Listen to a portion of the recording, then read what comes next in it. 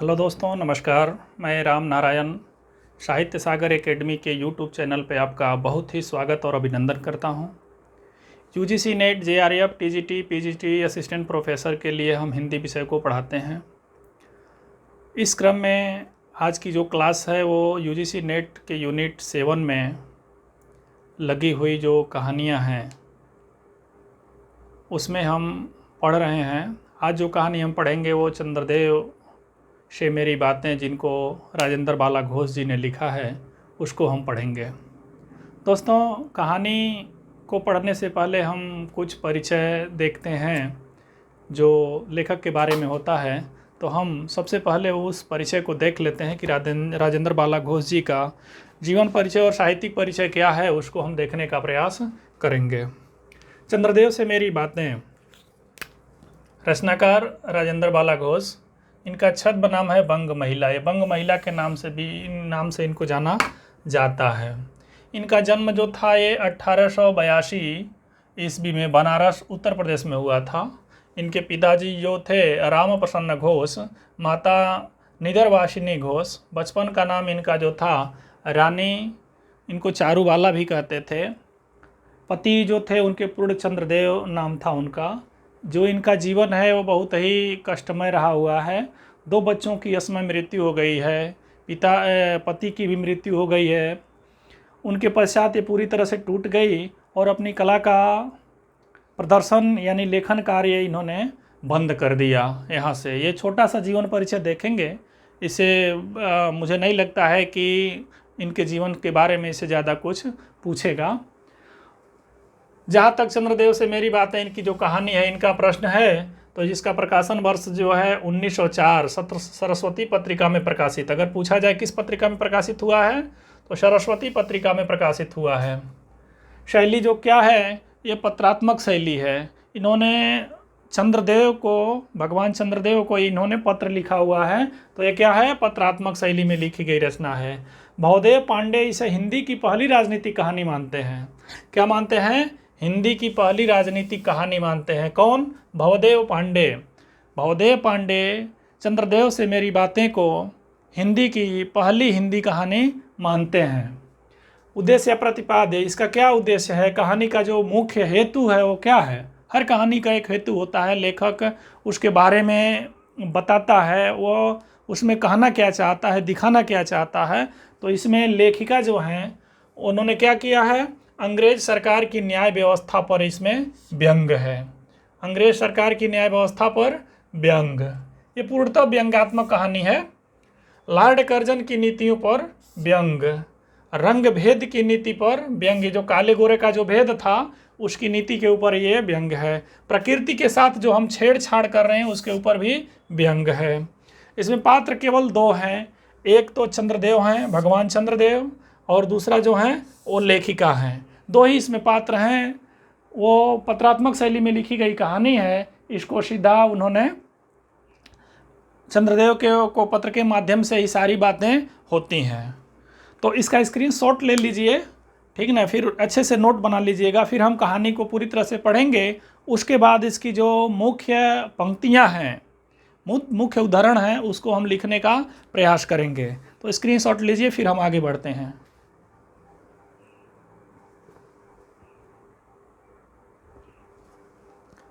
ले लिया होगा आपने। इस कहानी को एक बार हम पढ़ लेते हैं ताकि आप 2 बार सुन लें तो आपको उदाहरण को समझने में आसानी हो जाएगी।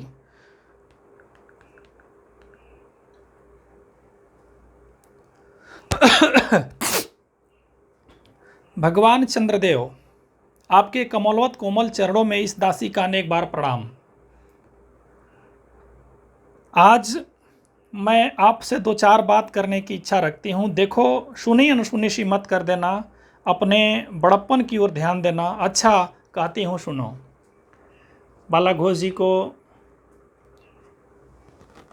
ऐसा लगता है कि बड़े हैं वो, हो सकता है कि मेरी बातों को सुनी अनसुनी कर दें। इसी के लिए वो डिस्क्लेमर दे रही हैं कि सुनी अनसुनी मत कर देना, ध्यान से सुनो। मैं सुनती हूँ कि आप इस आकाश मंडल में चिरकाल से वास करते हैं। क्या बात सत्य है? यदि सत्य है तो मैं अनुमान करती हूँ इस सृष्टि के साथ ही अवश्य आपकी भी सृष्टि हुई होगी। तब आप ढेर दिन के पुराने बूढ़े कहे जा सकते हैं। यह क्यों?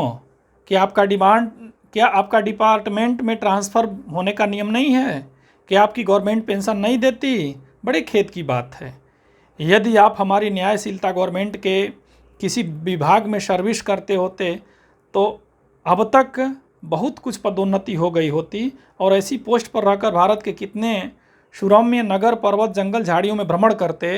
अंत में इस वृद्ध अवस्था में पेंशन प्राप्त कर काशी ऐसे पुनीत और शांति धाम में बैठकर हरि नाम स्मरण करके अपना परलोक बनाते हैं।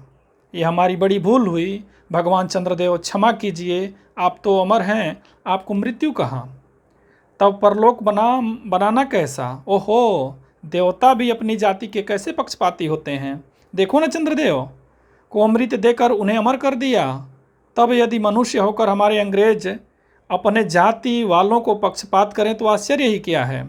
अच्छा, यदि आपको अंग्रेज जाति के सेवा स्वीकार हो तो एक एप्लीकेशन हमारे आधुनिक भारत प्रभु लॉर्ड कर्जन के पास भेज देवें। आशा है आपको आदरपूर्वक अवश्य ही आह्वान करेंगे, क्योंकि आप अधम भारतवासियों के भांति कृष्णांग तो हैं ही नहीं जो आपको अच्छी नौकरी देने में उनकी गौरांग जाति कुपित हो उठेगी। इसमें चंद्रदेव को व्यंग के माध्यम से क्या कहती हैं? आप इतने दिन के वरिष्ठ हो चुके हैं, एक ही काम कर रहे हैं, क्या आपके विभाग में प्रमोशन का प्रावधान नहीं है? क्या आप तो गौरवर्ण वाले हैं?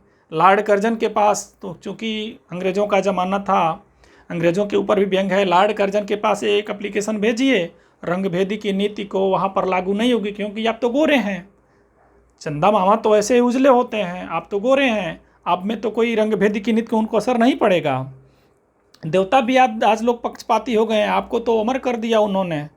यहाँ पर भी वाजिब ठहराती हैं यहाँ के जाति व्यवस्था पर। फिर आप सुयोग्य, कार्यदक्षी, परिश्रमी, बहुदर्शी, कार्यकुशल और सरल स्वभाव महात्मा में विश्वास करती हूँ लॉर्ड कर्जन हमारे भारत के अस्थायी भाग्य विधाता बनकर आएंगे।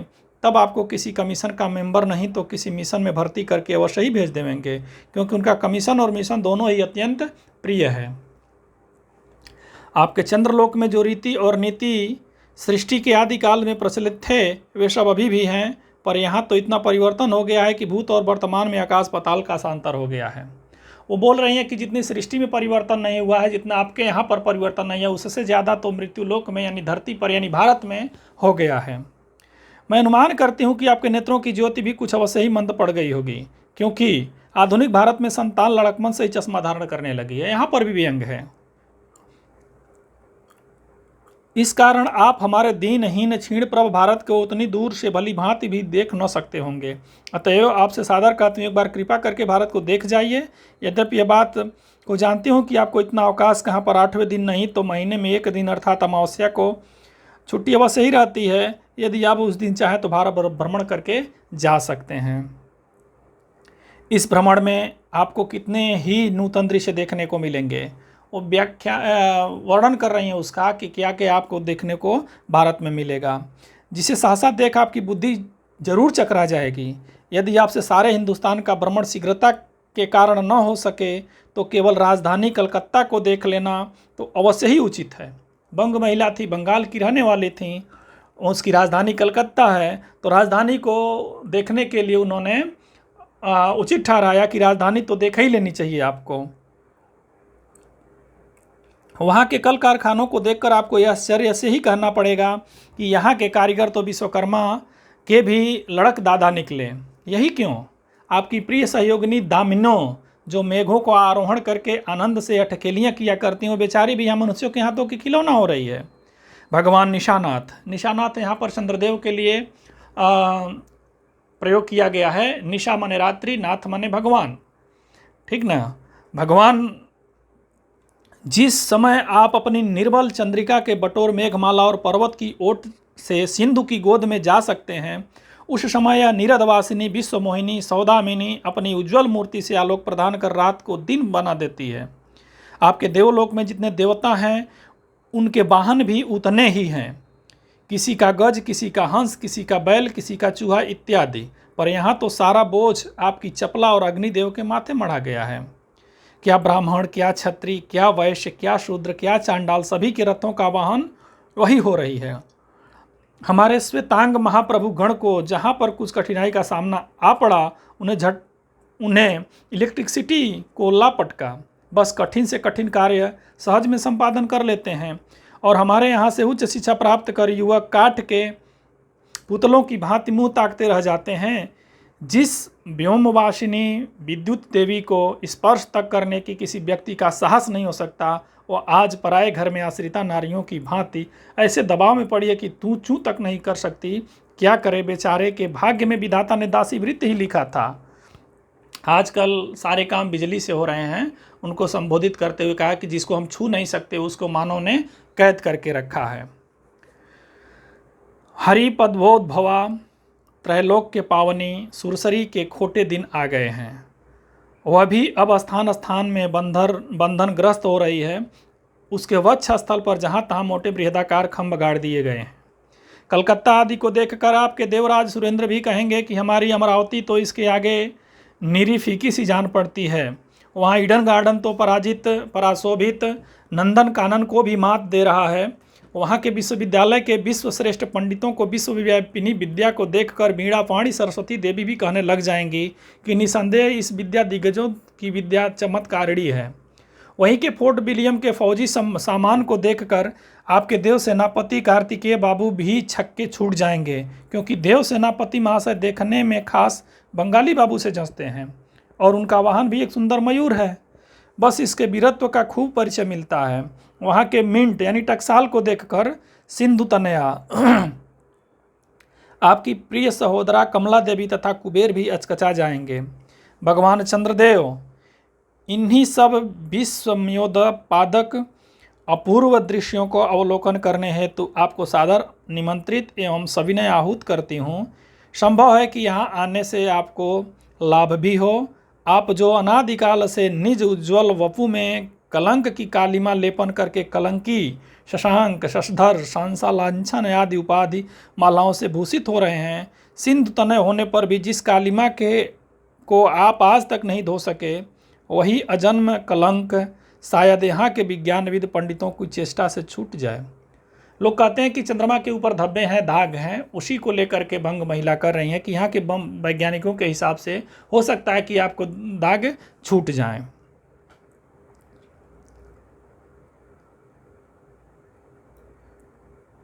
जब बम्बई में स्वर्गीय महारानी विक्टोरिया देवी को प्रतिमूर्ति से काला दाग छुड़ाने में प्रोफेसर गज्जर महाशय फलीभूत हुए हैं, तब के आपके मुख की कालिमा छुड़ाने में फलीभूत न होंगे। शायद आप पर यह बात भी अभी तक विदित नहीं हुई कि आपके स्वामी सूर्य भगवान पर जब हमारे भूमंडल की छाया पड़ती है तब आप लोगों पर ग्रहण लगता है। पर आपका तो अब तक वही पुराना विश्वास बना हुआ है कि जब कुटिल ग्रह राहु आपको निकल जाता है तभी ग्रहण होता है। पर ऐसा थोथा विश्वास करना आप लोगों की भारी भूल है। अतः हे देव, मैं विनय करती हूँ कि आप अपने हृदय से इस भ्रम को जड़ से उखाड़ फेंकें। अब भारत में न तो आपके और आपके स्वामी भुवन भास्कर सूर्य महाशय के ही वंशधरों का साम्राज्य है, और न भारत में वह सस्य श्यामलाम स्वर्ण प्रसूता मूर्ति है। अब तो आप लोगों के लिए ज्ञात एक अन्य द्वीपवासी परम शक्तिमान गौरांग महाप्रभु इस सुविशाल भारतवर्ष का राज्य वैभव भोग रहे हैं। यानी अंग्रेजों के ऊपर ये बात चल रही है। अब तक मैंने जिन बातों का वर्णन आपसे स्थूल रूप में किया वह सब इन्हीं विद्या विशारद गौरांग प्रभुओं की कृपा कटाक्ष का परिणाम है। यूँ तो यहाँ प्रतिवर्ष पदवी दान के समय कितने ही राज्य विहीन राजाओं की सृष्टि हुआ करती है। यानी कितने पदवी देने के लिए राजा महाराजाओं को बुलाया जाता है। पर आपके वंशधारों में जो 2-4 राजा महाराजा के नाम मात्र के हैं वे भी काठपुतलों की भांति हैं। जैसे उनके रक्षक नचाते हैं वैसे वे भी नाचते हैं। वे इतना भी जानकारी नहीं रख सकते कि उनके राज्य में क्या हो रहा है, उनकी प्रजा सुखी है या दुखी।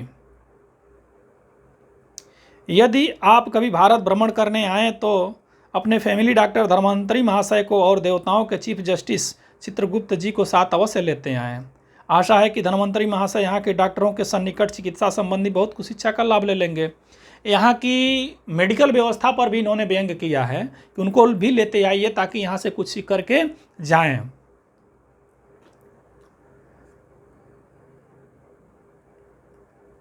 यदि प्लेग महाराज ईश्वर न करे आपके चंद्रलोक या देवलोक में घुस पड़े तो उनको निकलना कुछ सहज बात न होगी।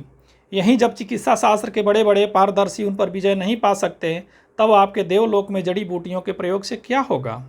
यहाँ के इंडियन पिनल कोड की धाराओं को देखकर चित्रगुप्त महाराज अपने यहाँ की दंड विधि पर बहुत कुछ सुधार कर सकते हैं। चित्रगुप्त जी का काम क्या है? हमारे धार्मिक मान्यताओं के अनुसार चित्रगुप्त का काम है हमारे कर्मों का लेखा जोखा रखना और दंड विधान के अनुसार हमें स्वर्ग या नरक में डालना मृत्यु पश्चात, या हमारे प्राण को हरण करने के लिए तरीके की खोज करना, कुल मिला करके। तो उनको संबोधित हुई कह रही हैं कि यहाँ के इंडियन पिनल कोड की धाराओं यानी न्याय व्यवस्था की धाराओं को देखकर चित्रगुप्त महाराज की दंड विधि को काफ़ी कुछ सुधार कर सकते हैं, यानी सीख लेने की ज़रूरत है। यदि बोझ न हो तो वहाँ से 2-4 टाइपराइटर भी खरीद ले जाएं। जब प्लेग महाराज के अपार अनुग्रह पर से उनसे काफ़ी में कार्य में अधिकता होवे तब उनकी राइटर बिल्डिंग के राइटर्स के काम में बहुत ही सुविधा और सहायता पहुँचेगी। वे लोग 1-2 घंटे में काम निपटा डालेंगे। अच्छा, अब मैं आपसे विदा होती हूँ। मैंने तो आपसे इतनी ही बातें कहीं पर खेद है आप उनके अनुकूल या प्रतिकूल एक बात का भी उत्तर नहीं दिया। सारी बातों को उन्होंने लिख डाला और यह भी नहीं कहा कि हम आएंगे या नहीं आएंगे। पत्र मेरे प्रश्नों के अनुकूल या प्रतिकूल कोई भी उत्तर आपने नहीं दिया, परंतु आपके इस मौनावलंबन को मैं स्वीकार का अचूक समझती हूँ। अच्छा, तो मेरी प्रार्थना कबूल करके एक दफ़ा यहाँ आइए ज़रूर। अंत में उन्होंने क्या कहा? मौनम स्वीकारम लक्षणम कहा गया है ना, अगर हम मौन रहते हैं तो वो स्वीकार करने का लक्षण होता है। तो यहीं पर वो बाला घोष जी कहती हैं कि आपके इस मौन रहने का मैं सूचक समझती हूँ कि आपने मेरी सारी बातों को स्वीकार कर लिया है, लेकिन मेरी प्रार्थना कबूल करिए कि एक बार यहाँ पर आइए तो आपको पता लगेगा कि भारत की न्याय प्रणाली कैसी है, यहाँ की शिक्षा व्यवस्था कैसी है, यहाँ का दंड विधान कैसा है, यहाँ की प्रकृति का कैसा दोहन हो रहा है। इन सारी समस्याओं को व्यंग्यात्मक रूप से इन्होंने कह दिया है। तो कहानी यहीं पर समाप्त होती है। अब हम इनकी जो प्रमुख पंक्तियां हैं उसको हम देखने का प्रयास करेंगे। तब तक आपने अगर स्क्रीनशॉट नहीं लिया है तो स्क्रीनशॉट इसका ले लीजिए, फिर हम आगे बढ़ेंगे।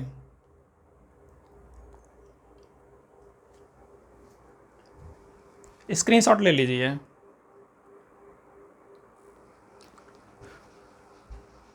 कथनों को हम देखने वाले थे। तो जो कथन है हमारे पास, जो महत्वपूर्ण कथन है, आपने कहानी में भी पढ़ा होगा। भगवान चंद्रदेव क्षमा कीजिए, आप तो अमर हैं, आपको मृत्यु कहाँ, तब परलोक बनाना कैसा। वो परलोक की अवधारणा को भी यहाँ पर व्यंग किया है। जब आप अमर ही हैं तो आपके लिए स्वर्ग और नरक परलोक का कोई मायने ही नहीं रखता। ओहो, देवता भी अपनी जाति के कैसे पक्षपाती हो गए हैं। वो यहाँ पर व्यंग करती हैं कि देवता भी पक्षपाती हो गए हैं, आपको अमर कर दिया, और मनुष्य, उनके कहने का मतलब है कि मनुष्य को न अमर करके आपको अमर कर दिया। चंद्रदेव को अमृत देकर उनको अमर कर दिया गया। बीच की पंक्तियों को हमने छोड़ दिया है। इसका मुख्य उद्देश्य ये है मित्रों कि आप लोग कहानी को जब आप एक बार सुन लेंगे तो आपको आइडिया आ जाएगा कि ये उदाहरण कहाँ का है। परीक्षाओं में उदाहरण देकर के पूछ लिया जाता है इस कहानी और कहानी का रचनाकार, इस टाइप से प्रश्न आते हैं, उसके लिए ही खाली दिया गया है। अगर आप ये सारी चीज़ें सुन लेंगे और इसको देख लेंगे तो आपको पता चल जाएगा कि चंद्रदेव अमर, जाति पक्षपाती, कृष्णांग गौरांग, तो आपको पता चल जाएगा। आशा है कि आपको आदरपूर्वक और से आह्वान करेंगे, क्योंकि आप अधम भारतवासियों की भांति कृष्णांग यानी काले सांवले नहीं है, जो उनकी जाति को नौकरी देने से गौरांग जाति कुपित हो उठेगी। गौरांग यानी गोरे मतलब अंग्रेज, कृष्णांग यानी भारतवासी। हमारे भारतवासी अंग्रेजों की तुलना में वो लोग काले होते हैं और ये लोग गोरे होते हैं। तो गोरे लोग काले लोगों के साथ भेदभाव थे। तो यहाँ पर हमने पढ़ाया होगा उसका उद्देश्य रंग भेद और वर्ण भेद की जो व्यवस्था है उस पर ये कहानी व्यंग भी करती है। तो व्यंगात्मक भाषा में ही लिखा गया है कि आप तो गोरे हैं, आपको लाल कर्जन आसानी से रख लेंगे नौकरी पे, और उनकी जो गौर वर्ण की जाति है उनको किसी प्रकार की कोई तकलीफ भी नहीं होगी। लॉर्ड कर्जन को कमीशन और मिशन दोनों ही अत्यंत प्रिय है। ये बहुत ही मोस्ट इम्पॉर्टेंट कथन है। कमीशन और मिशन, लगते नहीं है कि चंद्रदेव से मेरी बातें कहानी से हैं, लेकिन ये छोटा कथन है। लॉर्ड कर्जन को कमीशन और मिशन दोनों ही अत्यंत प्रिय है। इसको ध्यान रखने की बात है, ये महत्वपूर्ण रहेगा आप लोगों के लिए। कमीशन और मिशन दोनों अत्यंत प्रिय है। तीसरा जो कथन है, मैं अनुमान करती हूँ कि आपके नेत्रों की ज्योति भी कुछ अवश्य ही मंद पड़ गई होगी, क्योंकि वो बूढ़े हो चुके हैं। हमेशा से एक ही चाँद चलता आ रहा है सृष्टि के, जब तक से मानव सभ्यता का इतिहास है तब से होंगी, क्योंकि आधुनिक भारत संतान लड़कपन से ही चश्मा धारण करने लगी है। क्योंकि आप इतने बूढ़े हो गए हो और यहाँ की संतान लड़कपन से ही चश्मा धारण कर रही है, तो आपकी ज्योति भी ऐसे ही फीकी हो सकती है। इस कारण आपने हमारे दीनहीन क्षीणप्रभ भारत को उतनी दूर से शायद न देख पाते हों, यानी हमारे व्यवस्था को आप देख नहीं पाते हों, क्या दशा है भारत में, इसलिए आप एक बार जरूर आइए।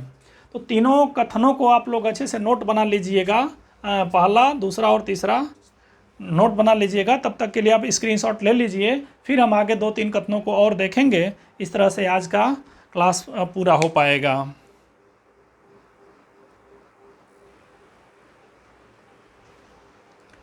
चौथे कथन की तरफ हम बढ़ते हैं। अब भारत में न तो आपके और न तो आपके स्वामी भुवन भास्कर महाशय के वंशधरों का साम्राज्य है, यानी धार्मिक व्यवस्थाएं या जो सनातन था या जो भारत की प्राचीन संस्कृति थी उस पर ये अंग्रेज लोग हावी हो गए थे।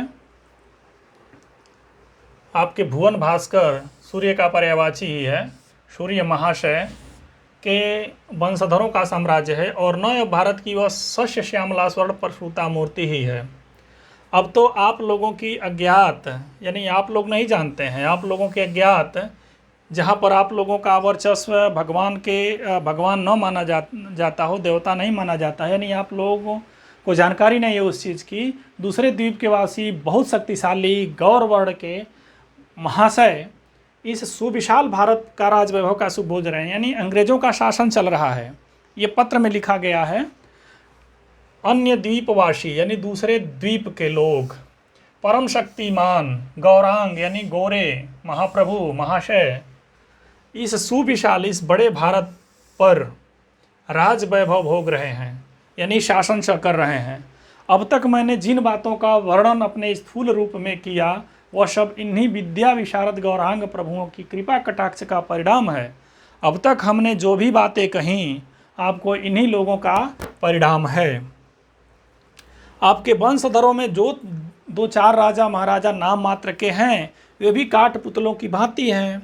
जैसे उस समय जो छोटे छोटे टुकड़ियाँ थी, वो लोग जो उनके पास काम करते थे, अंग्रेज़ों के पास काम करते थे, वो उन्हीं के इर्द गिर्द नाचते थे।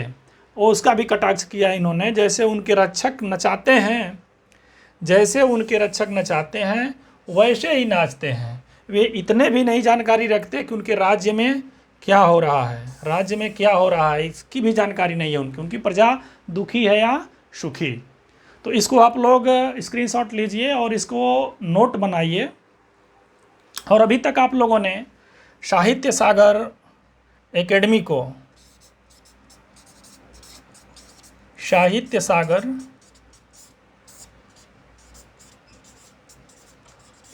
को सब्सक्राइब नहीं किया है ना, तो इसको आप लोग सब्सक्राइब कर लीजिए। इस पे हम UGC नेट,